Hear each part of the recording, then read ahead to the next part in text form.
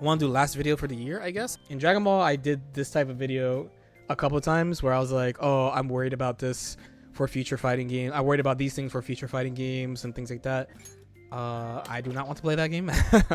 Now that we're like 6 months into Strive, it doesn't happen so much. But when the game came out, they're like, Strive show this, Strive show that. Because, you know, you're not allowed to like fighting games. Imagine that. If you don't know what I was talking about for DBFZ, there has been a trend in fighting games where they make the games easier. But the issue is because, quite frankly, most of the vocal minority of FGC are not good at the games. I just gotta keep it real for this. A lot of the vocal anger from FGC players are from players who are not good at fighting games and they don't understand them at a high level. So when brand new games come out with brand new systems that aren't the same as old games, they don't know why they don't like the game. Really, they will tell you things, but a lot of them are cap. Like, the game takes no execution. Of course the game's gonna take no execution when the game comes out. Nobody knows how to do fucking combos in the goddamn game because it's a new combo system, for example. Or there's not enough motion inputs, where like several fighting games at this point have like easier motion inputs that are now looked at as like masterpiece games where you have to be a master to be good at. Right? I said master multiple times, right? But despite those things, it's not like they're wrong. It's not like they're not making fighting games easier. They just don't ever say the things that they're making easier, right? They don't ever do it. They never do it. Guilty Gear Strive is actually one of the first times where people actually complained about one of the ways they make fighting games easier, but it's because it's so fucking blatant in Guilty Gear Strive, and it's gonna be funny when I say it. It's the damage. It's the damage is high. One of the ways they make fighting games easier is they up the damage. Why? Because when someone who's worse than you hits you, they will do a lot of damage, and then you will feel that and you're closer to dying, right? If they can't do a lot of damage to you, then you're not going to be afraid of getting hit by them. So you're going to be like, I don't give a fuck, and you're going to do whatever fuck you want to them. That's one legitimate way that they make fighting games easier. Another way that they make fighting games easier is by making everything minus. That makes the games easier. Can anyone guess why that makes fighting games easier when everything is minus instead of the old way? You have to consider like all the old Capcom games, a bunch of the old anime games. They have a lot of shit that's plus that you got to worry about and deal with. You can mash is probably the best. Yeah, honestly, you can mash a lot more. You can mash much easier when everything is minus. And how you go about creating offense when things are minus is when everything's minus is much harder. Actually, someone who's new to the game will not be able, they won't even be able to tell the difference because they won't learn frame data, right?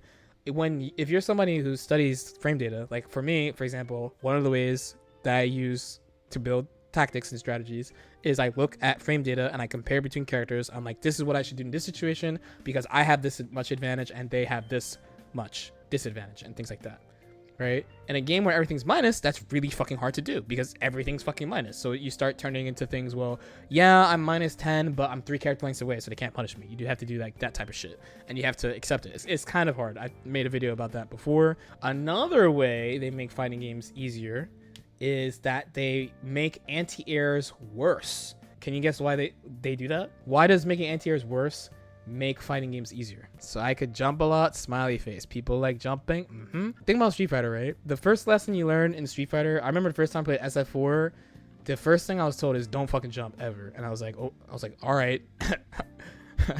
All right. But it's true. This goes for Grand Blue too, for example, right? When you don't have extra air options to look for, when someone jumps, that's like the biggest commitment of all time.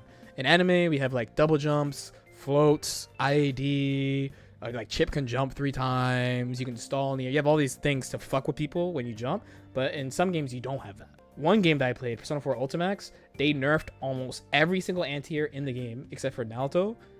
You could argue Narukami too. So they nerfed almost every character's anti-air, and all the new characters have godlike jump-ins. So that was the first time I was like, what the fuck is this? Like last game, everyone had a good anti-air, and if you jumped bad or air dash bad, you take like 30%. In Ultimax, there's like Adachi and Margaret who have esports jump Cs, and if you're not Naruto or Narukami, you don't anti-air. Like you just can't fucking anti-air. It's so fucking hard to anti-air. And I was like, this is kind of scrubby.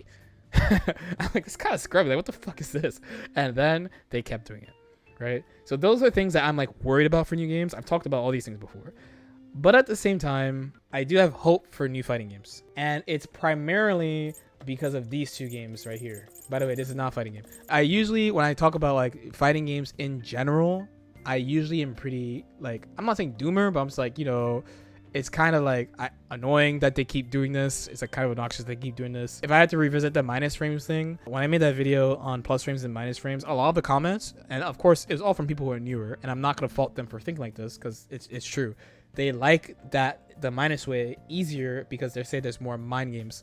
I don't think that's what they mean. I think what they mean is they can mash and it's easier to get out of shit, you know, and they're not going to be stuck. Even though most games like BlazBlue, for example, they have like built-in checks to prevent you from being locked down for a long time. Just being pressured to somebody who's new feels like you're locked down forever, even if you're blocking shit that doesn't lead into anything. But I digress. So the reason why these two, especially, it might be funny because y'all know how I feel about this game. Love and hate. All I have is love and hate for Dragon Ball, right?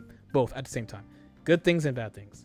But the fact that these two games exist, and to a lesser extent this game exists, gives me hope for the future. Let me tell you why. And there's games like Nickelodeon too also that make me feel this way.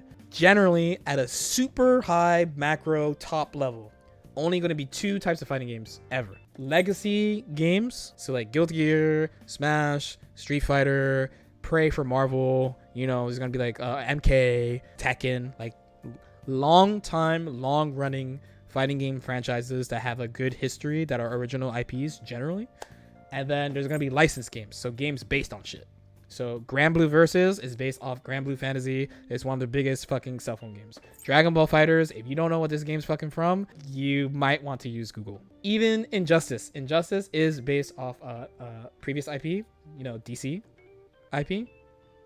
DNF, The Duel, that's DFO, Dungeon Fighter Online. Apparently the biggest MMO ever.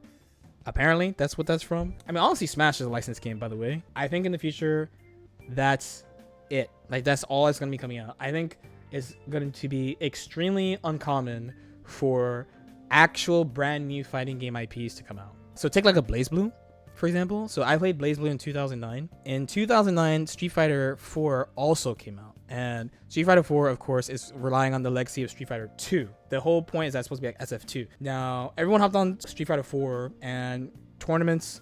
I think, was that first final round? Is Yipe still here? Was that first final round 400 entrants? It was either 300 or 400 entrants, but people were like, yo. Final round is a recurring tournament, but like a normal major got 300, 400 entrants, when like a major at that time was like 100-ish entrants. So people were like, yo. I didn't play. I was like, this game's kind of boring, real talk.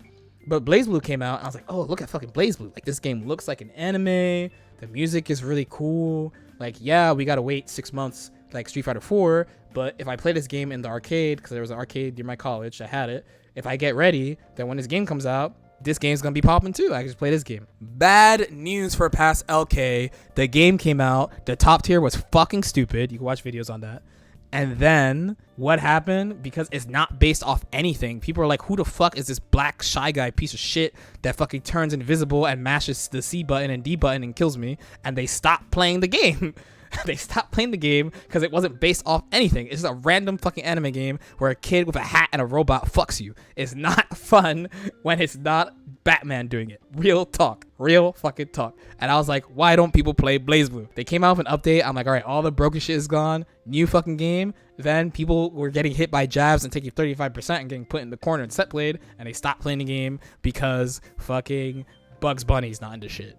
Or Goku is not doing it, so they don't fucking like it. Over time, Xrd came out, right? I actually think there's two reasons why Xrd was popping. Xrd is still popping, by the way. Xrd is still popping. Xrd, two big reasons. One is because Persona 4 Arena exists. Real talk. When Persona 4 Arena came out, that was the first time a random fucking major, Summer Jam, had like 350, 400 entrants, and we were like, yo. And why? It's because Narukami's in the game. Narukami and Aigis are in the game, right? So even though in that game you get jab and set played, jab into set played, legit, people are cool with it because you could play as Elizabeth and stuff. So that's reason number one. Reason number two, this actually layered. It's 2A and 2B. One, Guilty Gear is a legacy franchise, it's an old ass game, And two, if we're talking about the JP side, once upon a time, Guilty Gear XX Sharp Reload was the #1 game in arcades. Dummy huge. We watched the Daigo documentary on Sharp Reload. Exert is based off fucking Sharp Reload. They did the same play as Street Fighter. Same fucking play.